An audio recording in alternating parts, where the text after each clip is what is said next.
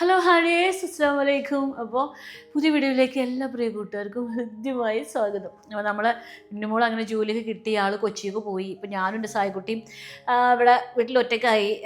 ആൾ പോയിട്ട് അവിടെ ഇങ്ങനെ അവിടെ കൊണ്ടാക്കിയിട്ട് മടങ്ങി വരുമ്പോൾ എനിക്ക് ഇത്ര സങ്കടം ഫീൽ ചെയ്തില്ല കേട്ടോ. പക്ഷേ ഇവിടെ വന്നിട്ട് പിറ്റേ ദിവസം രാവിലെ എഴുന്നേറ്റപ്പോഴേ എനിക്ക് സഹിക്കാൻ വയ്യാത്തൊരു സങ്കടം വന്നിരുന്നു. അപ്പോൾ ഞാൻ കുറേ അന്ന് ഒരു ദിവസം മൊത്തം കരഞ്ഞിരിക്കുകയായിരുന്നു. കരയേണ്ട ആവശ്യമൊന്നുമില്ല, സന്തോഷമുണ്ട്.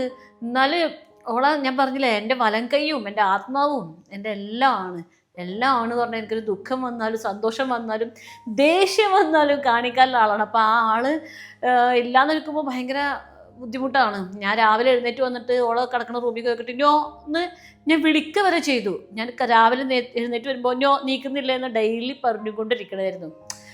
അങ്ങനെ അപ്പോൾ എന്തായാലും ആളിപ്പോൾ അവിടെ അങ്ങനെ സ്റ്റേബിളായിട്ട് ശരിക്കും നിൽക്കുന്നുണ്ട്.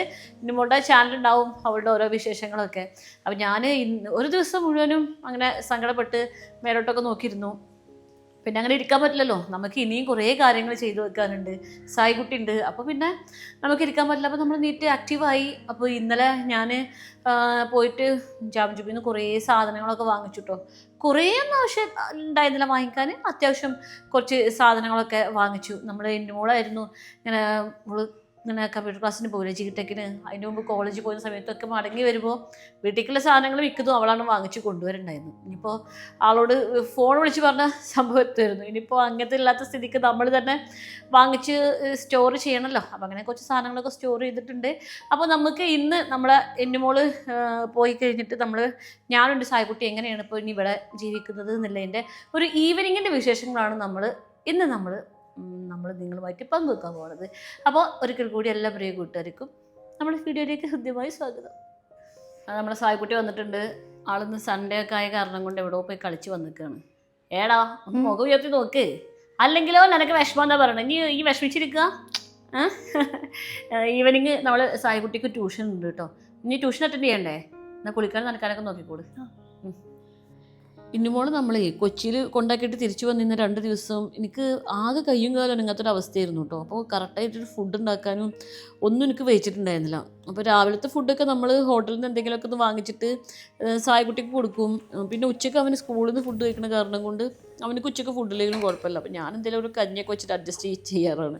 പിന്നെ ഞാൻ വിചാരിച്ചു എങ്ങനെയൊന്നും ആയാൽ ശരിയാവില്ല, നമ്മൾ എങ്ങനെയാണോ ആദ്യം ഉണ്ടായിരുന്നത് അതുപോലെ തന്നെ റൊട്ടീനിക്ക് തിരിച്ചു പോകണം. രാവിലെയും ഉച്ചയ്ക്കും വൈകുന്നേരം പറ്റിയിട്ടുണ്ടെങ്കിൽ ഒരു സ്നാക്സൊക്കെ ഉണ്ടാക്കിയിട്ട് നല്ലപോലെ ലൈഫ് സ്റ്റൈൽ പഴയ രീതിക്ക് തന്നെ തിരിച്ചു കൊണ്ടുവരണം എന്ന് വിചാരിച്ചു. അപ്പോഴുള്ളൂ നമ്മളും അതിനെ അക്സെപ്റ്റ് ചെയ്തിട്ട് മുന്നോട്ട് പോകാനുള്ളത് പറ്റുക. നമുക്ക് എന്നും തളർന്ന് കിടക്കാൻ പറ്റില്ലല്ലോ. എനിക്ക് ഇനി ഒരു മോനും കൂടിയില്ലേ, പിന്നെ ഒരു മോനും കൂടി ഉണ്ട് എന്നുള്ളതല്ല, പിന്നെ എനിക്കും ഒരു ജീവിതമല്ലേ. അപ്പോൾ എനിക്കും എൻ്റെ ജീവിതം ശരിക്കും പോലെ കൊണ്ടു നടക്കണം. ഇന്നുമോൾ എന്താണെങ്കിലും ഒരു ജോലി കിട്ടിയിട്ട് പോകും, നാളെ കല്യാണം കഴിച്ച് പോകും എന്നുള്ള കാര്യം ഞാൻ അക്സെപ്റ്റ് ചെയ്തേ പറ്റുള്ളൂ. അപ്പോൾ നമ്മൾ ഇന്ന് ഈവനിങ് ഒരു സ്നാക്സൊക്കെ ഉണ്ടാക്കാമെന്ന് വിചാരിച്ചു. ഞാൻ ജാംജുമിക്ക് പോകുന്ന സമയത്ത് നഗ്ഗറ്റ്സ് വാങ്ങിച്ചിട്ടുണ്ടായിരുന്നു. പിന്നെ ഇപ്പോൾ നമ്മൾ ഇന്നുമോൾക്ക് പകരം ഇനി സായിക്കുട്ടിനെ വേണം എല്ലാതും പറഞ്ഞ് പഠിപ്പിച്ചെടുക്കാൻ വേണ്ടിയിട്ട്. ഇന്നുമോളിവിടെ ഇല്ലപ്പോൾ തന്നെ ഇന്നുമോൾ പറയും ആ ചെക്കനല്ല എന്തൊക്കെ പഠിപ്പിക്കും അമ്മ എന്ന് പറയും. ഞാൻ അവനെൻ്റെ ചെറിയ കുട്ടിയൊക്കെ കൊണ്ടുനടന്നിരുന്നേ. ഇനിയിപ്പോൾ അങ്ങനെയൊന്നും ആയാൽ പറ്റില്ല, ഓനെ നല്ലപോലെ ജോലിയൊക്കെ ചെയ്യാനൊക്കെ പഠിപ്പിക്കണം. അങ്ങനെ നമ്മൾ നഗ്ഗറ്റ്സ് എല്ലാം പൊറിച്ചിട്ടുണ്ട്. ഞാനിത് ഇന്നലെ ജാംജുമിൽ പോയപ്പോഴേ അവിടെ ഇങ്ങനെ ഒരു ട്രയലിന് വേണ്ടിയിട്ട് ഇത് കൊടുക്കുന്നുണ്ടായിരുന്നു. ആൾക്കാരിങ്ങനെ വാങ്ങിക്കുന്നുണ്ടായിരുന്നു. അപ്പോൾ ഞാൻ വാങ്ങിച്ചു ഇതാ.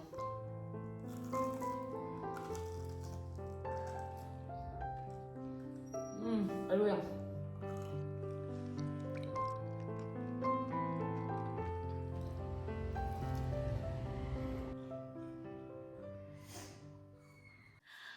അങ്ങനെ ഞങ്ങൾ വൈകുന്നേരത്തെ പ്രോഗ്രാംസൊക്കെ തീർന്നിട്ടുണ്ട്. ഇനി നമ്മളെ സായിക്കുട്ടിക്ക് ഒരു ഓൺലൈൻ ട്യൂഷൻ ഉണ്ട് കേട്ടോ. സായിക്കുട്ടി അറ്റൻഡ് ചെയ്യുന്ന ഓൺലൈൻ ട്യൂഷൻ ഏതാടാ? Albedo educator. നമ്മൾ വീഡിയോയിൽ പല കൂട്ടുകാരും നമ്മളത് ചോദിക്കാറുണ്ട്, ഈ സായിക്കുട്ടി അറ്റൻഡ് ചെയ്യുന്ന ഓൺലൈൻ ട്യൂഷൻ ഏതാണെന്നുള്ളത്. അൽബിഡോ എഡ്യൂക്കേറ്ററിലാണ് കേട്ടോ സായിക്കുട്ടി പഠിക്കുന്നത്. ഞാനിപ്പോൾ ഇന്നുമോളിപ്പോൾ പോയതിൻ്റെ ടെൻഷനും ഒക്കെ ആയിട്ട് ഇരിക്കുന്ന ഒരു സമയമാണല്ലോ. ഞാനിങ്ങോട്ട് മാറിയപ്പോഴും എനിക്ക് ഒരുപാട് ടെൻഷൻ ഉണ്ടായിരുന്നു. ആ സമയത്തൊന്നും എനിക്ക് ഇവനെ പഠിപ്പിക്കാനോ ശ്രദ്ധിക്കാനോ ഒന്നും പറ്റിയിട്ടുണ്ടായിരുന്നില്ല. അപ്പോൾ ആ സമയത്തൊക്കെ മാർക്കൊക്കെ വളരെ കുറവായിരുന്നു. അവൻ ആദ്യം നന്നായിട്ട് പഠിച്ചിരുന്ന കുട്ടിയായിരുന്നു. പിന്നെയാണ് ഞാൻ ഒരു ട്യൂഷന് അത്യാവശ്യമാണെന്നുള്ളതൊക്കെ മനസ്സിലായിട്ടാണ് ഞാൻ അവനെ അൽബിഡോ എഡ്യൂക്കേറ്റർ ഹോസ്പിറ്റലിൽ ചേർത്തിട്ടുണ്ടായിരുന്നത്. ഇപ്പോൾ ചില പേരൻസൊക്കെ നമ്മൾ ക്രിസ്മസ് എക്സാമിന് കുട്ടികൾക്ക് മാർക്ക് കുറഞ്ഞിട്ട് ആകെ ഒരു പ്രശ്നത്തിലൊക്കെ നിൽക്കുന്ന ചില പേരൻസൊക്കെ ഉണ്ടാവും. ഞാനും പണ്ട് അങ്ങനെ തന്നെ കേട്ടോ. നമ്മൾ ഇന്നുമോളൊക്കെ പഠിച്ചിരുന്ന സമയത്ത് ഒരു 50-ൽ 48 മാർക്ക് കിട്ടിയാൽ പോലും ബാക്കി 2 മാർക്ക് എവിടെ പോയി എന്ന് പറഞ്ഞിട്ട് ഷൗട്ട് ചെയ്തിരുന്ന ടെൻഷൻ അടിച്ചിരുന്ന ഒരു പാരൻ്റ് ആയിരുന്നു ഞാനും. ഇപ്പോൾ ഞാൻ അങ്ങനെയൊന്നുമല്ല. ഇപ്പോൾ കുട്ടികൾ അത്യാവശ്യം നന്നായിട്ട് പഠിക്കണം, അത്യാവശ്യം മാർക്ക് സ്കോർ ചെയ്യണം, അങ്ങനെ കുട്ടികൾക്ക് അത്യാവശ്യമുള്ള കാര്യങ്ങൾ നടന്നു പോകണം, അങ്ങനെ വിശ്വസിക്കുന്ന ഒരു പാരൻ്റാണ് ഇപ്പോൾ ഞാൻ കേട്ടോ. അപ്പോൾ സായക്കുട്ടിക്ക് ഇവിടെ വന്നിരുന്ന സമയത്ത് മാർക്ക് വളരെ കുറവായിരുന്നു. അപ്പോൾ എന്താണെങ്കിലും വളരെ കുറവായിട്ട് പിന്നാക്കം പോകാൻ എന്തായാലും പറ്റൂല എന്നുള്ളത് എനിക്ക് കറക്റ്റായിട്ട് അറിയാം. അങ്ങനെയാണ് നമ്മൾ അൽബിഡോ എഡ്യൂക്കേറ്ററിനായിട്ട് കോൺടാക്ട് ചെയ്യുന്നത് കേട്ടോ. നമുക്ക് അറിയാത്ത ഒരുപാട് പ്ലേസസ് നമുക്ക് മാപ്പിൽ നോക്കിയാൽ കിട്ടും അല്ലേ? ഇതാണ് നമ്മൾ സായിക്കുട്ടി അറ്റൻഡ് ചെയ്യുന്ന അൽബിഡോ എഡ്യൂക്കേറ്ററിൻ്റെ ഓൺലൈൻ ട്യൂഷൻ കേട്ടോ. ഇവിടെ ഒരു കുട്ടിക്ക് ഒരു ടീച്ചർ എന്നുള്ള രീതിയിലാണ് പഠിപ്പിക്കുന്നത്. അതുകൊണ്ട് തന്നെ നമ്മളെ കുട്ടിക്ക് ഒരു ടീച്ചറുടെ ഫുൾ അറ്റൻഷനും കിട്ടും. അപ്പോൾ കുട്ടികൾക്ക് നന്നായിട്ട് പഠിക്കാനും അവർക്ക് എന്തെങ്കിലും ഡൗട്ടുകൾ ഉണ്ടെങ്കിൽ മടിയില്ലാതെ ചോദിക്കാനും ഒക്കെ പറ്റും. പിന്നെ ഏറ്റവും വലിയ പ്രധാനം എന്തെന്ന് വെച്ചിട്ടുണ്ടെങ്കിൽ കുട്ടികൾക്ക് മനസ്സമാധാനത്തോടു കൂടി പഠിക്കാനുള്ള ഒരു അറ്റ്മോസ്ഫിയർ അവർ ഒരുക്കി കൊടുക്കുന്നുണ്ട്. പിന്നെ വേറൊരു ഗുണം എന്തെന്ന് വെച്ചിട്ടുണ്ടെങ്കിലേ, സാധാരണ നമ്മൾ അമ്മമാരൊക്കെ പഠിപ്പിക്കുമ്പോൾ കുട്ടികൾക്ക് നല്ല അടി ചീത്തൊക്കെ കിട്ടൂലേ, ഇവിടെ അങ്ങനത്തെ കുഴപ്പമൊന്നും ഉണ്ടാവില്ല അല്ലേ സായിക്കുട്ടിയെ?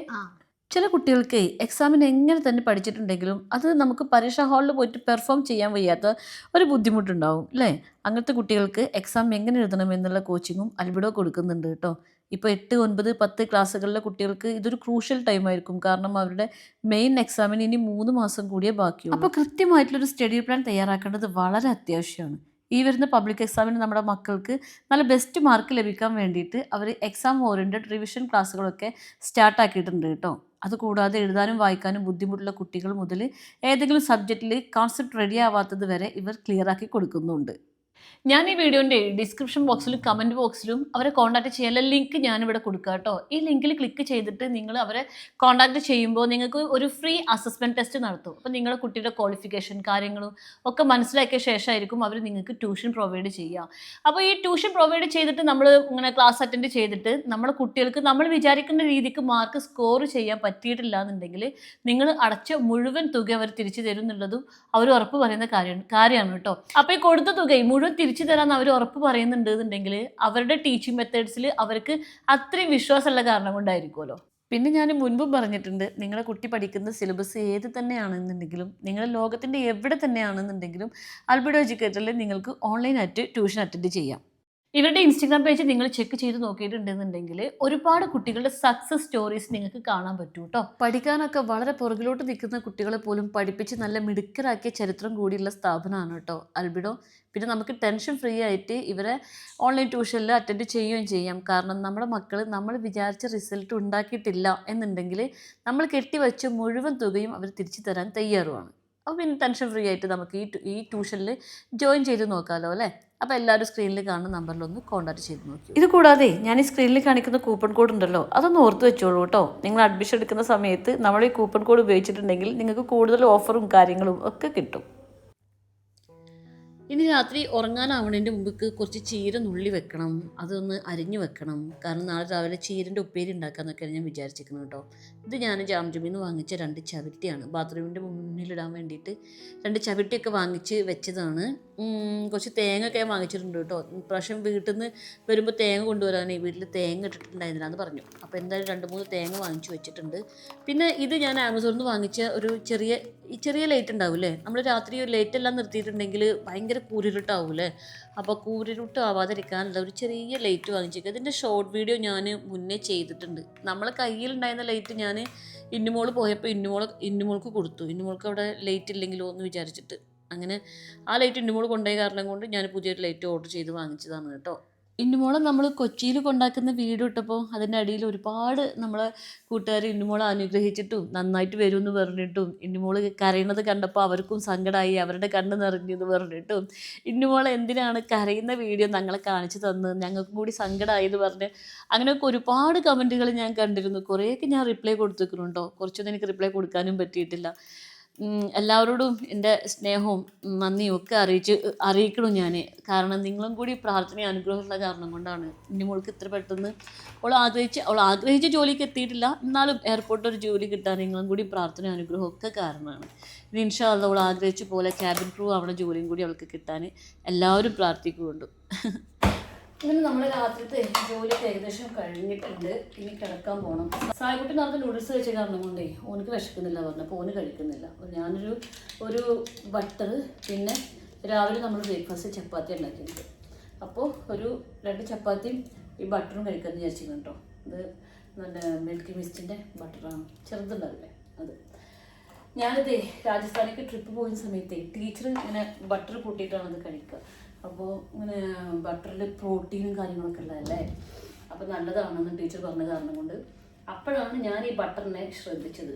അത് മുമ്പ് നമ്മൾ കുക്കിങ്ങിന് യൂസ് ചെയ്യാന്നുള്ളതല്ലാണ്ട് ബട്ടർ ഇങ്ങനെ കഴിക്കാനൊന്നും യൂസ് ആക്കിയത് കേട്ടോ. പക്ഷേ ഇത് കഴിച്ച് നോക്കിയിട്ടുണ്ടെങ്കിൽ നമുക്ക് നല്ല ഇഷ്ടപ്പെടും. ഇതിങ്ങനെ കഴിക്കാൻ നല്ല രസമാണ്. ഇത് ടേബിൾ ബട്ടർ ആണെന്ന് തോന്നുന്നു. നമ്മൾ ബ്രെഡിലൊക്കെ സാൻഡ്വിച്ചിലൊക്കെ ഉപയോഗിക്കൂലേ. കുറച്ച് ഫ്രിഡ്ജിൽ വെക്കണ കാരണം കൊണ്ട് കുറച്ച് കട്ടിയാണ്. കുറച്ച് നേരത്തെ മുമ്പ് പുറത്ത് വെക്കണേ.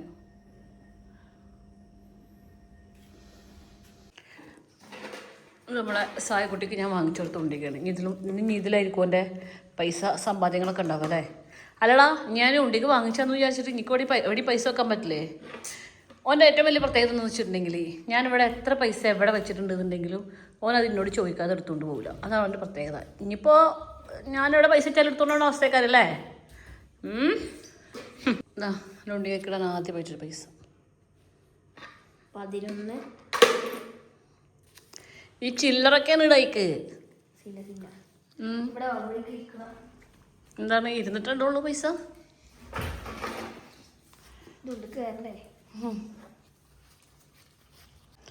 ഉണ്ടികയിൽ പൈസ ഇട്ട് എത്ര ആവണമെന്നാണ് ആഗ്രഹം? 3000. ഓക്കെ. അപ്പോൾ ഇന്ന് വൈകുന്നേരം നമ്മൾ കാര്യങ്ങളൊക്കെ ഏകദേശം കഴിഞ്ഞിട്ടുണ്ട് അല്ലേ. നമ്മൾ ഉറങ്ങാൻ പോവല്ലേ. ഞാനുണ്ട് സായിക്കുട്ടി മാത്രമേ ഉള്ളൂ. ഈ ഒന്ന് ചിരിച്ചിരിക്കും മനുഷ്യ. ഈ മുഖം തൂക്കി ഇങ്ങനെ ഇരുന്നിട്ടുണ്ടെങ്കിൽ എല്ലാവരും ഓരോന്ന് കരുതും. നല്ല ചിരിച്ചിരിക്കുക. നടുവൊക്കെ നിവർത്തിയിരുന്ന അത് നമ്മളിപ്പോൾ ഞങ്ങൾ രണ്ടുപേരും ഒറ്റക്കായി എന്ന് വിചാരിച്ചാൽ എനിക്ക് ലോൺലിനെസ് ഫീൽ ചെയ്യുന്നുണ്ടോ? ജീജനെ മിസ് ചെയ്യുന്നുണ്ടോ?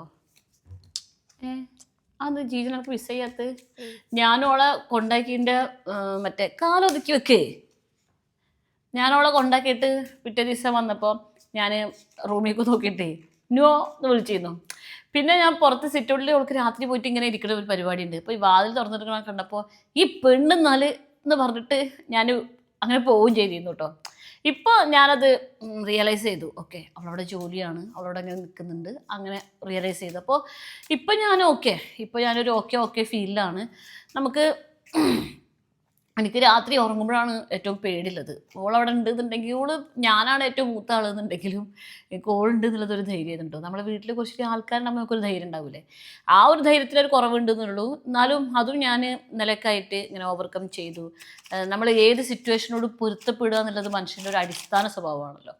അപ്പോൾ അങ്ങനെ പൊരുത്തപ്പെട്ട രീതിയിലാണ് ഇപ്പോൾ നിൽക്കുന്നത്. ഇപ്പോൾ പിന്നെ ആകെ പ്രശ്നമുള്ളത് എന്തെന്ന് വെച്ചിട്ടുണ്ടെങ്കിൽ നമ്മൾ എന്താ പറയുക, അപ്പോൾ ഇന്നുമോൾ ഉണ്ടെന്നുണ്ടെങ്കിൽ എനിക്ക് എഡിറ്റിംഗ് ഒക്കെ ഉണ്ടെന്നുണ്ടെങ്കിൽ അവൾ കിച്ചണ് നോക്കും, കുക്കിങ്ങും കാര്യങ്ങളൊക്കെ നോക്കുന്ന കാരണം കൊണ്ട് എനിക്ക് എഡിറ്റിങ്ങുള്ള ദിവസങ്ങളിൽ അങ്ങനെ അവൾ നോക്കണ കാരണം, കുക്കിംഗ് നോക്കണ കാരണം കൊണ്ട് കോക്കായിരുന്നു.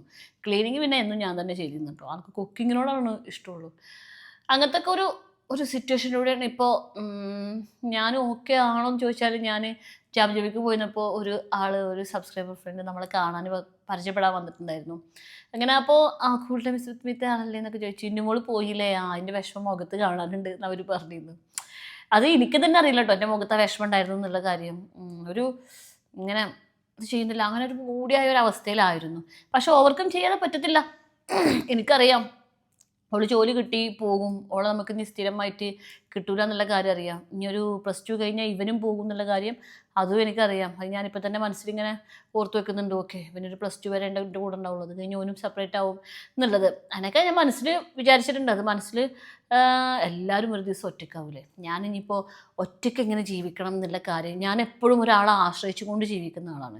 എനിക്ക് എപ്പോഴും ആശ്രയിക്കാൻ ഒരാൾ വേണം എന്നുള്ളൊരു ഫീലിംഗ് എൻ്റെ ഉള്ളിലുണ്ട്. അപ്പോൾ ഞാൻ ആ ഫീലിംഗിൽ നിന്ന് ഞാൻ തന്നെ പുറത്തേക്ക് വരണം. ഓക്കെ, എനിക്ക് ആരില്ലെങ്കിലും ഒറ്റയ്ക്ക് ജീവിക്കാൻ വയ്ക്കും, ഒറ്റയ്ക്ക് ഹാപ്പിനെസ് കണ്ടെത്താൻ പറ്റുന്നില്ല. ആ ഒരു സാധനം ഞാനിനി പഠിക്കേണ്ടിയിരിക്കുന്നു. അതാണ് ഇനി മുതൽ ഞാൻ പഠിക്കാൻ പോണത്. അപ്പോൾ അങ്ങനെ. അപ്പോൾ രാത്രി ഒരുപാട് സമയമായി, നമുക്കിനി ഉറങ്ങാൻ പോട്ടെ കേട്ടോ.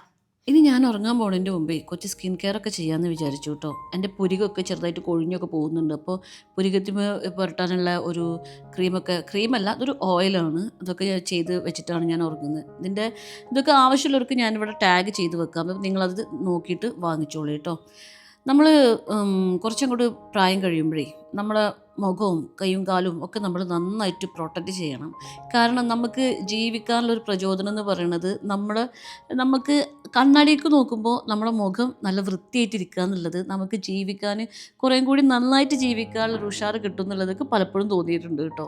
ഇത് എത്രത്തോളം എല്ലാവരും സമ്മതിച്ചു തരുന്നുള്ളതൊന്നും എനിക്കറിയില്ല. പക്ഷെ അതൊരു വാസ്തവമാണ്. നമ്മൾ കണ്ണാടിക്ക് നോക്കുമ്പോൾ നമ്മളെ കാണാൻ കുറച്ച് യൗവനം എന്ന് വേണമെങ്കിൽ പറയാം, കുറച്ച് കാണാനൊക്കെ കുറച്ച് മെനുണ്ട് എന്നുണ്ടെങ്കിൽ നമുക്ക് ജീവിക്കാൻ പിന്നെ നല്ലൊരു എനർജി കിട്ടും. അതുകൊണ്ട് ഞാൻ ഇനി കുറച്ചും കൂടി നന്നായിട്ട്, അല്ലെങ്കിൽ ഞാൻ സ്കിൻ കെയർ ചെയ്യാറുണ്ട്, കുറച്ചുകൂടി നന്നായിട്ട് സ്കിൻ കെയർ ചെയ്യണം എന്നൊക്കെ വിചാരിച്ചിട്ടുണ്ട്.